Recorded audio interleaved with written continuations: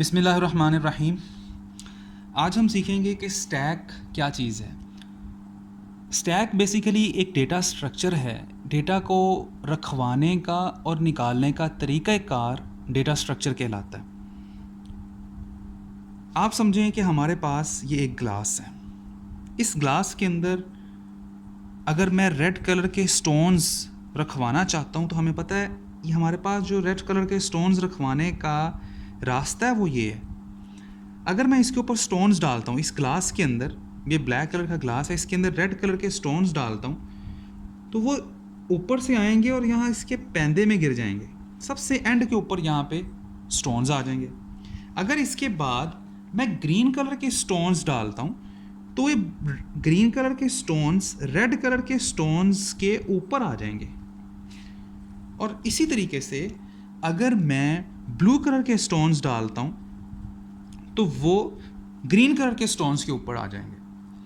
अब अगर हमने कोई स्टोन्स को बाहर निकालना है तो आप देख सकते हो, मैंने आपको कहा है कि ये ग्लास है, ये ग्लास तीनों तरफ से बंद है।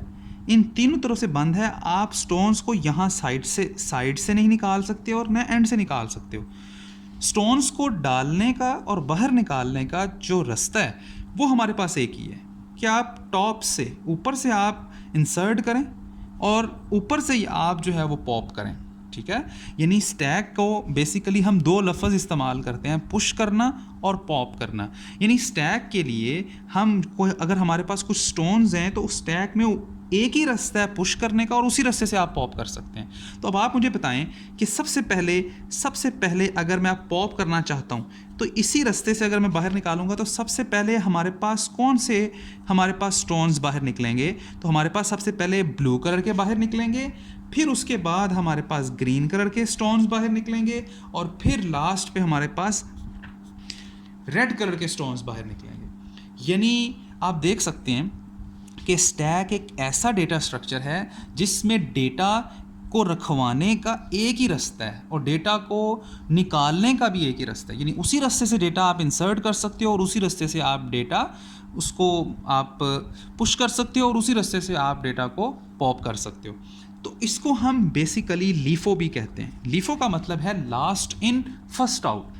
यानी आप देख सकते हो कि जो स्टोन्स जो कि ब्लू कलर के जो हमने सबसे एंड पे डाले थे, अब वो उसको बाहर निकालेंगे तो वो सबसे पहले निकलेंगे। और जो चीज़ हमने सबसे पहले हमने रेड कलर के स्टोन्स डाले थे, आप देख सकते हो वो सबसे एंड पे बाहर आएंगे। तो ये बेसिकली एक डेटा स्ट्रक्चर है जिसमें डेटा को अगर हम डेटा को पुश करें तो डेटा सबसे एंड पे चला जाता है। जो सबसे एंड पे डेटा आता है वो सबसे पहले बाहर आता है और जो सबसे पहले डेटा इंसर्ट किया होता है वो सबसे एंड पे पॉप होता है। यानी मिसाल के तौर पर अगर ये हमारे पास स्टैक है, इसमें अगर मैं कोई डेटा रखवाता हूँ 10, तो डेटा को पुश करने का यही रास्ता है। अगर मैं यहाँ से डेटा रखवाता हूँ तो ये सबसे एंड पे, स्टैक के एंड पे चला जाएगा। फिर ऊपर डेटा रखवाता हूँ तो 20 उसके ऊपर आएगा। फिर उसके ऊपर डेटा रखवाता हूँ तो 30 उसके ऊपर रखवाया जाएगा। और अब आप देख सकते हो कि अगर मैं इसको पॉप करने लगूँ तो अब देखो पॉप कहाँ से होता है। पॉप से आप याद रखें टॉप, पॉप से याद रखें टॉप। जब भी आप पॉप करेंगे तो टॉप ऑफ द स्टैक, यानी स्टैक के टॉप पे जो चीज़ है वो पहले बाहर निकलेगी। तो सबसे पहले 30 निकलेगा, हालांकि 30 को हमने सबसे लास्ट पे इंसर्ट किया था, इसीलिए तो इसको लीफो कह रहे हैं कि लास्ट इन फर्स्ट आउट। अब देखें यहाँ से 30 बाहर आया, फिर उसके बाद पॉप करेंगे तो 20 बाहर आएगा, फिर पॉप करेंगे तो 10 बाहर आएगा। इंटेल की अगर हम 86 की बात करें तो हमारे पास बेसिकली दो इंस्ट्रक्शंस हैं। एक का नाम है पुश और एक का नाम है पॉप। हमारे पास दो इंस्ट्रक्शंस हैं, पुश और पॉप। पुश के लिए, पुश यानी स्टैक के अंदर डेटा इंसर्ट करना और पॉप का मतलब स्टैक से डेटा डिलीट करना। अब अगर हम इंटेल के 8086 की बात कर रहे हैं तो हमारे पास जो दो इंस्ट्रक्शंस हैं पुश और पॉप, और इसमें स्टैक बनता कैसे है।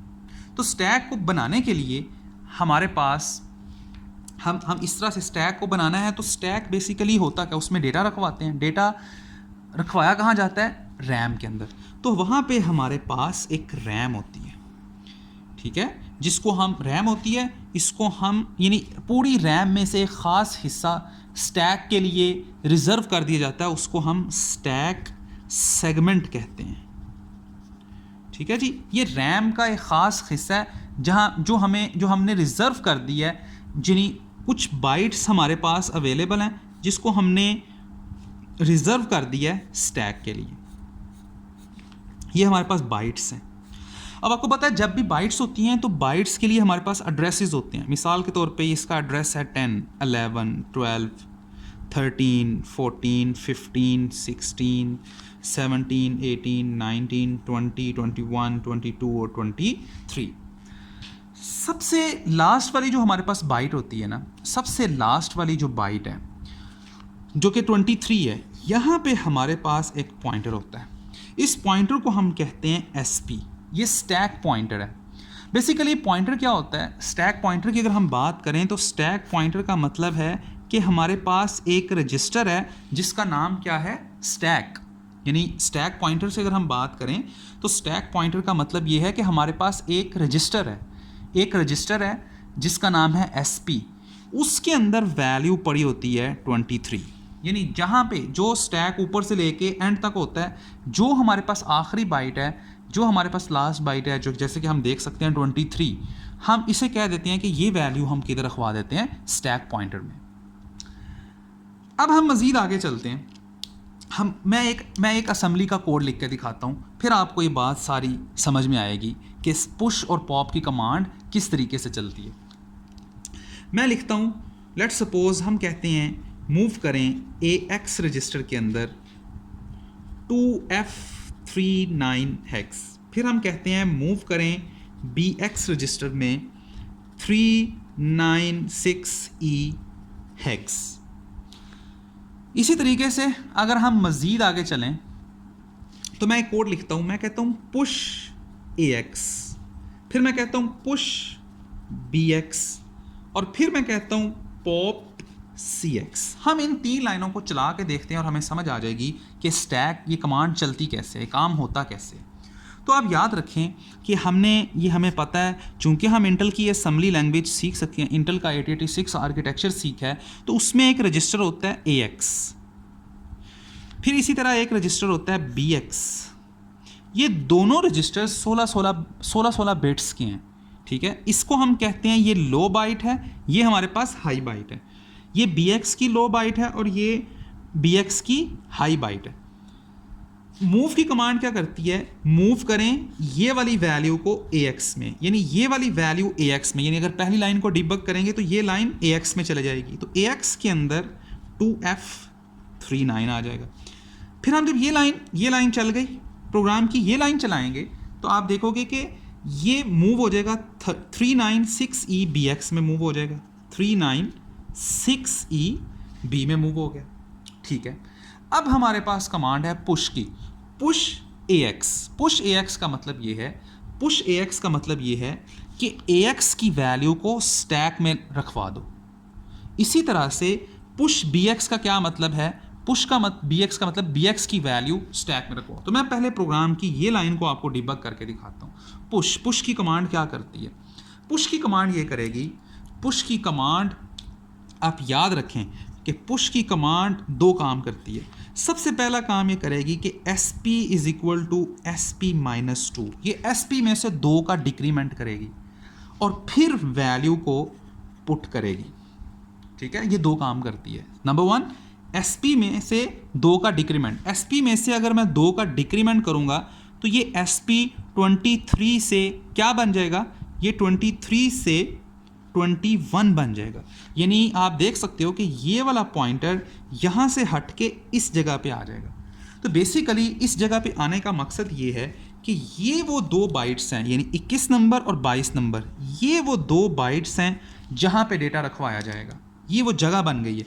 तो पुश AX के बदले क्या काम होता है, सबसे पहले SP में से 2 का डिक्रीमेंट होगा, स्टैक में से SP में से 2 का डिक्रीमेंट हुआ तो ये पॉइंटर ऊपर चला गया, ये SP पॉइंटर इस जगह पे है। ये देखो SP के अंदर क्या वैल्यू है 21, और अब AX के अंदर जो वैल्यू पड़ी हुई है उसको आप स्टैक में रखवाओ। अब रखवाने का मकसद तो ये है, अब ये देखो यहाँ पे भी हमारे पास 2 बाइट्स हैं, एक 21 नंबर वाले एड्रेस पे और एक 22 नंबर वाले एड्रेस पे। यहाँ पे भी हमारे पास 2 बाइट्स हैं, एक ये वाली जिसमें 39 है, एक ये 2F वाली।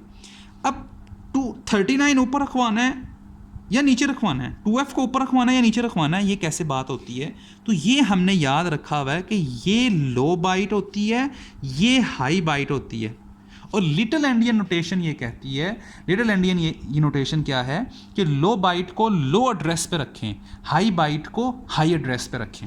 अब यहाँ पे अगर आप देखो, ये लो बाइट है, ये लो बाइट है, ये कहाँ पे जाएगा? इन दोनों में से लो बाइट कौन सी है? जो लो एड्रेस है, 21 लो एड्रेस है, 22 हाई एड्रेस है। तो लो वाला जो एड्रेस, जो छोटा एड्रेस है, उसके ऊपर लो बाइट रखें, यानी 39 इस जगह पे आएगा और 2F चूंकि हाई बाइट है वो किधर जाएगा? 22 एड्रेस के ऊपर। जल्दी से हम एक और एग्जांपल करते हैं ताकि हमें समझ आ जाए। मैं कहता हूँ पुश BX। पुश BX का क्या मतलब है? पुश BX का मतलब ये है कि पुश की कमांड क्या करती है? बैक एंड पे ऑटोमेटिकली क्या काम होगा? अब आपने मुझे बताना है। पुश की कमांड क्या करती है? पहला काम, SP में से 2 का डिक्रीमेंट करेगी, यानी SP में से 2 का डिक्रीमेंट करेंगे तो क्या हो? 21 है तो 21 से ये कहाँ पे चले जाएगा? 19, यानी SP के अंदर अब क्या वैल्यू पड़ी होगी? 19। बेसिकली ये पॉइंटर यहाँ से ख़त्म होके कहाँ पे आ जाएगा? इस जगह पे। तो ये वो जगह बन गई है, ये वो जगह बन गई है जहाँ पे अब आपने डेटा रखवाना है। तो ये वो जगह जहाँ पे आपने डेटा रखवाना है। तो अब क्या होगा? पहला काम क्या है? पहला काम है कि SP में से 2 का डिक्रीमेंट करें। दूसरा काम क्या है? वैल्यू को पुट करें। कौन सी नोटेशन को यूज़ करते हुए? लिटिल एंडियन नोटेशन को यूज़ करते हुए। तो अब पुश BX करेंगे तो BX की वैल्यू हमें पता है कि ये लो बाइट है, ये हाई बाइट है। तो पहले लो एड्रेस 19 छोटा एड्रेस है तो उस पर छोटी लो वाली बाइट 6E, और 20 बड़ा एड्रेस पर उससे कौन सी वाली बाइट? High bite, sorry. यहाँ पे हम क्या रखवाएंगे? 39।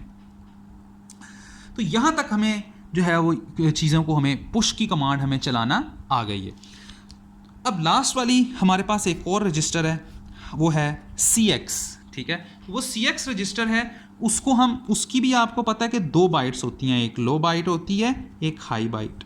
तो अब लास्ट में हम आखिरी चीज़ को सीखते हैं और हमारा ये टॉपिक क्लियर हो जाएगा, ख़त्म हो जाएगा कि पॉप CX का मतलब क्या है? तो पॉप की कमांड क्या करती है? तो पॉप की कमांड हमेशा याद रखें, पॉप की कमांड भी 2 काम करती है। पॉप का मतलब ही क्या है? पॉप के लिए लफ्ज़ मैंने आपको यूज़ किया टॉप। पॉप का लफ्ज़ जब आया, आप लफ्ज़ क्या आएगा? Top of the stack. तो पॉप में टॉप ऑफ द स्टैक यानी जहाँ पे SP पॉइंट कर रहा है, जहाँ पे SP का एरो का निशान है, वहाँ से आप डेटा उठाओगे, और उठाने के बाद जहाँ का है वहाँ रख दोगे, और उसके बाद SP = SP+2। SP के अंदर 2 का इंक्रीमेंट किया जाएगा, दो ऐड किया जाएगा। ठीक है, वैल्यू 2 ऐड करेगी। अब आप मुझे बताएं कि SP के टॉप, अभी SP कहाँ पॉइंट कर रहा है? SP पॉइंट कर रहा है एड्रेस नंबर 19 के ऊपर, तो अब जब हम पॉप की कमांड चलेगी तो एड्रेस पहले क्या करना है? पहले डेटा उठाना है, पहले डेटा को गेट करना है। ठीक है, पहले डेटा को गेट करना है। तो क्या जहाँ पे SP पॉइंट कर रहा है वहाँ से 2 बाइट का डेटा उठाना है, रीड करना है, और कहाँ रखवाना है? CX में। तो अब आप मुझे बताएं, अब यहाँ पे रखवाते हुए भी लिटिल एंडियन नोटेशन यूज़ करेंगे कि ये लो बाइट 19 लो है, 20 हाई है। तो लो को लो पे और हाई को हाई पे, और ना ये सिर्फ डेटा निकल जाएगा, ख़त्म हो जाएगा, और उसके बाद SP किधर आ जाएगा? पहले डेटा उठाना है और रखवाना है, और उसके बाद SP के अंदर 2 का इंक्रीमेंट करना है। तो वापस ये पॉइंटर यहाँ से ख़त्म होके वापस किधर आ जाएगा? 21 के ऊपर, यहाँ पे पॉइंटर, यानी इन 19 के अंदर हम 2 ऐड करेंगे तो ये क्या बन जाएगा? 21 दोबारा से बन जाएगा। तो अब ये हमने बेसिकली अभी देखो ये चीज़ निकल आई है। अब इसके बाद अगर मैं मिसाल के तौर पे फिर हम एक और लाइन अगर हम चला लेते हैं, पॉप DX, सिर्फ आपकी आसानी के लिए कि आपको समझ आ जाए, तो DX रजिस्टर है। तो पॉप DX का क्या मतलब है मुझे पहले बताएं। जहाँ पे स्टैक पॉइंट कर रहा है वहाँ से 2 बाइट का डेटा उठाएं। इंटेल का 8086 में आप याद रखें कि पुश और पॉप की कमांड हमेशा 2 बाइट्स के साथ डील करती है। 2 बाइट्स ही आप पुश करवा सकते हो, 2 बाइट ही आप स्टैक से उठा सकते हो, इससे ज़्यादा नहीं, इससे कम नहीं। तो अब देखें पुश DX की अगर हम बात करें, पुश DX की अगर मैं बात करता हूँ, सॉरी पॉप DX की अगर मैं बात करता हूँ, तो क्या होगा, अब SP कहाँ पॉइंट कर रहा है, SP ये ख़त्म हो गया। अब SP के अंदर क्या वैल्यू है 21, यानी SP कौन से एड्रेस पे है 21। अब 21 और 22 ये 2 बाइट का डेटा है, इसको उठा लो। तो ये दो बाइट का डेटा उठा लेंगे तो 21 छोटा है एड्रेस, 22 बड़ा है। जो छोटा एड्रेस है उस पर जो वैल्यू पड़ी हुई है उसको छोटी बाइट लो बाइट के ऊपर रखवाएं, और बड़ी 22 चूँकि बड़ा है, बड़ा एड्रेस है, उस पर जो वैल्यू पड़ी हुई है उसको हाई पे रखवाएं। और साथ ही साथ ये डेटा निकाल दिया, ख़त्म हो गया। और SP में क्या करना है 2 का इंक्रीमेंट, तो SP के अंदर अब इस वक्त क्या वैल्यू होगी, इस वक्त क्या वैल्यू होगी 23, यानी SP अब यहाँ से ख़त्म होके वापस जहाँ से शुरू हुआ था 23 वहाँ पे आ गए। तो आप देख सकते हो कि इस तरीके से हम स्टैक के अंदर डेटा रखवाते हैं और स्टैक से डेटा निकालते हैं। एक ऐसा डेटा स्ट्रक्चर जिसमें डेटा लीफो हम जिसे हम कह सकते हैं कि लास्ट इन फर्स्ट आउट, जो डेटा सबसे एंड पे रखवाते हैं। आप देखो ना, पहले हमने AX की वैल्यू रखवाई थी, फिर हमने BX की वैल्यू रखवाई थी। तो अब जब निकालने लगे हैं तो पहले BX की वैल्यू निकली है और फिर AX की वैल्यू निकली।